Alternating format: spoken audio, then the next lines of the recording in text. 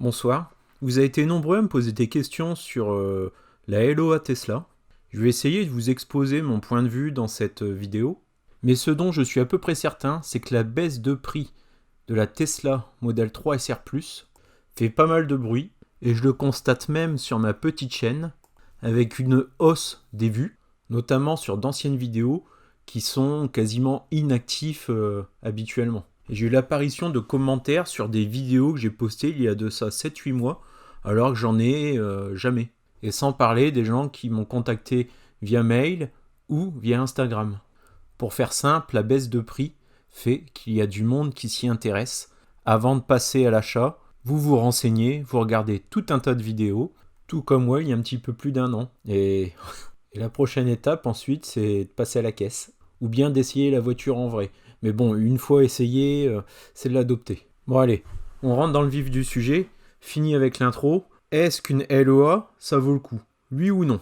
Bon allez, on retourne sur le site de Tesla, on refait notre petite configuration SR Plus blanche, pas d'option, pour rester sous les 45 000 euros, et ainsi bénéficier de la prime de 7 000 euros. Pour obtenir cette prime, il n'y a aucune démarche à faire, c'est Tesla qui s'en occupe, LOA ou pas. Ces 7 000 euros, vous ne les verrez jamais sur votre compte en banque, c'est Tesla qui se débrouille pour les obtenir.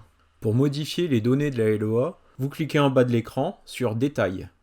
Puis, à la place des 11 000 euros d'apport, on va y mettre uniquement les 7 000 euros qui correspondent finalement à la prime de l'État, et donc 0 euros de votre compte en banque. Ce qui nous donne un loyer mensuel de 390 euros par mois. Attention, pour uniquement 10 000 km par an, ce qui peut faire juste pour la plupart d'entre vous. Donc on va faire la simulation avec 20 000 km par an. Le tarif évolue à 404 euros par mois. Donc le premier loyer est majoré à 7 000 euros, c'est l'apport, suivi de 59 mensualités de 404 euros. Et information importante, au bout des 5 ans, si vous voulez conserver votre véhicule, il faudra s'acquitter de la somme de 17 958 euros, pour un coût total de 48 773 euros. Donc premier loyer majoré, mensualité, plus option d'achat. À première vue, c'est pas forcément une très bonne affaire. On sort la calculatrice pour regarder ce que ça va nous coûter de rouler pendant 5 ans en Tesla Model 3 SR+. Donc c'est simple, c'est simplement 59 fois 404 euros. Ce qui nous fait 23 836 euros. Bon, lorsque je vous dis ce que ça va coûter, c'est hors électricité, pneus, etc. C'est prix des loyers uniquement. Mais bon, honnêtement, en dehors des pneus et de l'électricité, il n'y aura pas grand-chose d'autre. Petit rappel, chez Tesla, pas de révision annuelle constructeur. Donc on va récapituler tout ça. La LOA Tesla, c'est un apport de 7 000 euros. La prime éco, ça le couvre.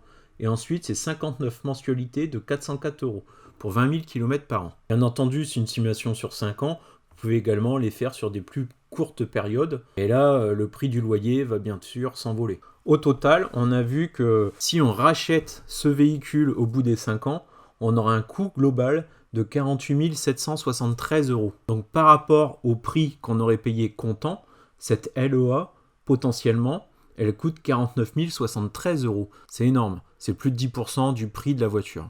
En comparaison, si j'essaye plutôt de faire un crédit pour cette auto, ici, le plus bas taux que j'ai trouvé, la BNP Paribas. Donc un tout petit taux à 0,99%. Si je souhaite avoir des mensualités qui ne dépasse pas les 400 euros, je suis obligé de faire le crédit sur 8 ans. Crédit sur 36 800 euros, car j'ai déduit les 7 000 euros de la prime de l'État. Et très honnêtement, sur ce type de crédit, je pense que la banque va insister pour que vous preniez une assurance, domicilier les comptes chez eux. Donc là, c'est vraiment, on est très optimiste, on se dit qu'on va avoir le 0,99%, sans contrepartie. Donc pour rester dans les mêmes mensualités que la LOA, je suis obligé de faire un crédit sur 8 ans. Mais mon véhicule, j'ai pas envie de le garder 8 ans, moi. 5 ans, c'est déjà beaucoup. Donc on va se dire qu'au bout de 5 ans, je veux solder mon crédit pour racheter une nouvelle voiture. Pour pouvoir solder ce crédit, il me faudra environ 14 500 euros. Donc toute la question, c'est est-ce que je pourrais revendre ma SR+, avec pas mal de kilomètres et 5 années, à 14 500 euros? Honnêtement, je dirais oui. Mais de mon côté, moi, aujourd'hui, j'ai une LOA avec une option d'achat à 22 000 euros. Il y a de ça un peu plus d'un an, je me disais, ma SR+, c'est sûr, dans 5 ans, les 22 000 euros, elle les vaudra encore. Et depuis la baisse de prix, non, je pense pas qu'elle vaudra 20 000 euros dans 5 ans. En gros, tout ça pour dire que l'avenir, on ne le connaît pas, et la LOA, Ça permet de pouvoir se débarrasser de son auto pour en reprendre une autre sans se soucier du prix de revente. Acheter cash ou à crédit, c'est donc pour moi un pari élevé sur l'avenir, sur un domaine en constante évolution et dont les prix ne feront que baisser de toute façon.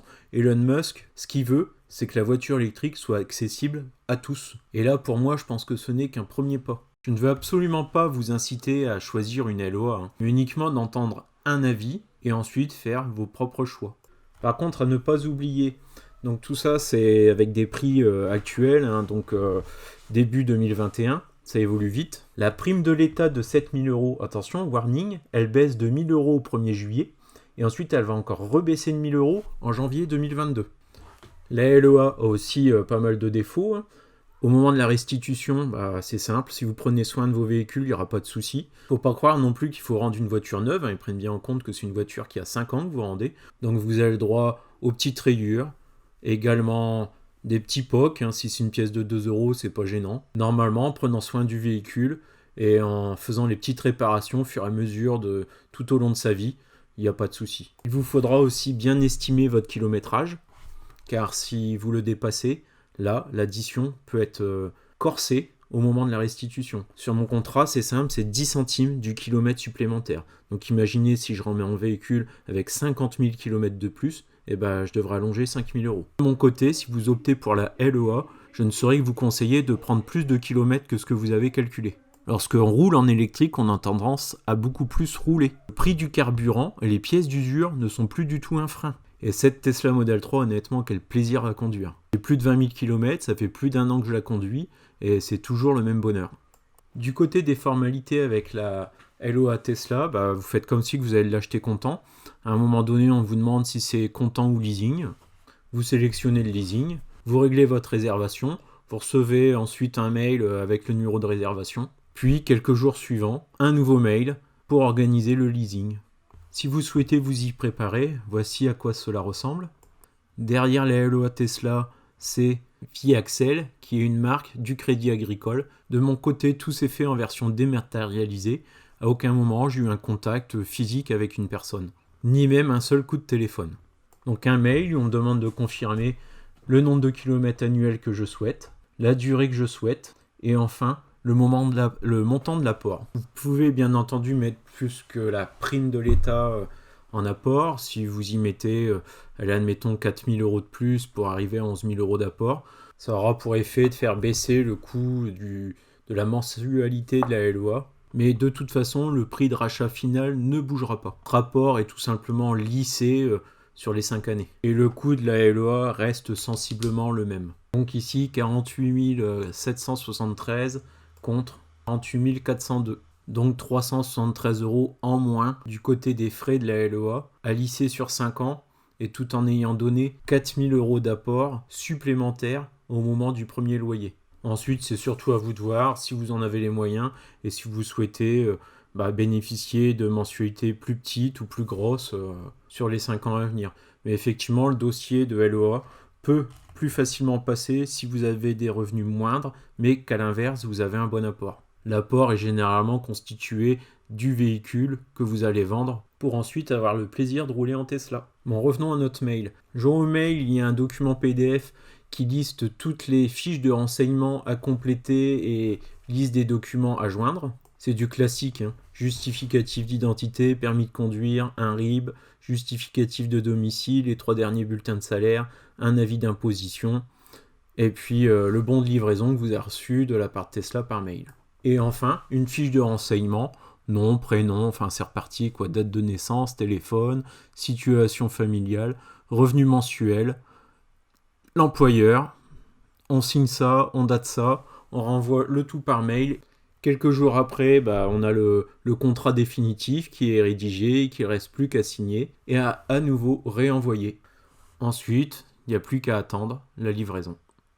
Alors pour conclure, les LOA, oui, ça a un coût qui est bien plus élevé qu'un crédit. Par contre, ça vous permet de pouvoir sortir au bout de 5 ans sans vous soucier du prix de revente du véhicule. Suite à cette forte baisse, je pense qu'il y a beaucoup de propriétaires de Tesla Model 3 qui là se mordent les doigts, qui sont partis sur un crédit de longue durée et qui à la fin vont pas réussir à revendre leur véhicule au prix souhaité. En clair, il faut être capable de solder le crédit au moment où l'on souhaite changer de véhicule. Et là, le prix d'une SR Plus dans 5 ans, dans 3 ans, dans 4 ans, personne ne peut vous le dire. Dans peu de temps, il y aura une usine à Berlin, des nouveaux véhicules Tesla vont sortir, beaucoup plus low cost, on parle de la Model 2, ou C, appelez-la comme vous voulez, mais ce qui est certain, c'est que le Model Y et la future voiture européenne Tesla va encore faire dégringoler les prix.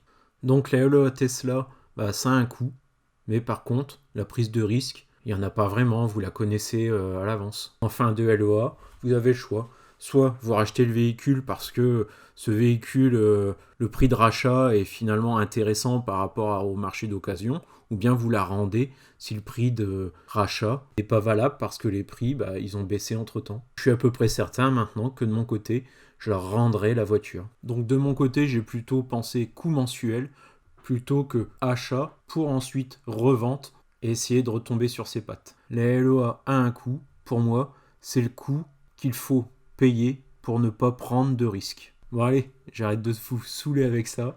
Pour ceux qui sont à 2 doigts d'acheter une Tesla Model 3, bon courage, bonne prise de décision et ensuite bonne attente parce que je pense que les estimations de livraison en février, ça va être chaud, il va y avoir beaucoup de commandes. Et n'oubliez pas, code de parrainage si achat. Allez, ciao et bon week-end.